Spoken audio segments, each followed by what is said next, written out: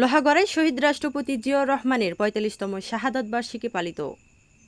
শরীফুজ্জামান, নড়াইল প্রতিনিধি।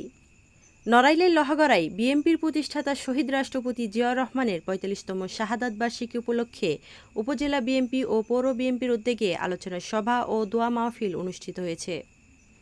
শনিবার সকাল ১১টায় লোহাগড়া সরকারি পাইলট উচ্চ বিদ্যালয়ের অডিটোরিয়ামে আয়োজিত এ অনুষ্ঠানে প্রধান অতিথি হিসেবে বক্তব্য রাখেন বিএনপি নেতা ও বাংলাদেশ সুপ্রিম কোর্টের সিনিয়র আইনজীবী ডক্টর AZM ফরিদুজ্জামান ফরহাদ।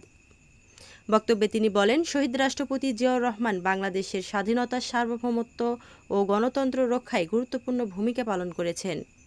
তার আদর্শ নতুন প্রজন্মের জন্য অনুপ্রেরণার উৎস হয়ে থাকবে। এ সময় জেলা, উপজেলা, পৌর বিএনপি এবং অঙ্গ ও সহযোগী সংগঠনের নেতাকর্মীরাও উপস্থিত ছিলেন।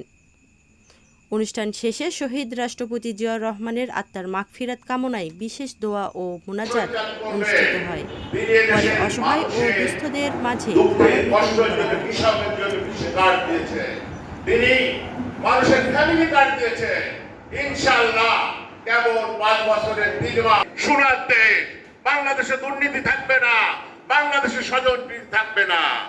কিন্তু অত্যন্ত দুঃখের বিষয়, আমাদের সদ্য সমাপ্ত জিয়াউর রহমান রাজনীতি ভাষা আসলে জিয়াউর রহমানের নাম বলছে। আমাদের সদ্য সমাপ্ত জাতীয় সংসদ নির্বাচনে এই আমাদের নড়াইল দিয়ে জামাত জয়লাভ করেছে। এটা সত্য। জামাত জয়লাভ করার কোনো ক্ষমতা ছিল না। যদি তারেক জিয়ার সাথে এদেশের কিছু লোক জাতীয় বেইমানের মতন কাজ করত, তবে এই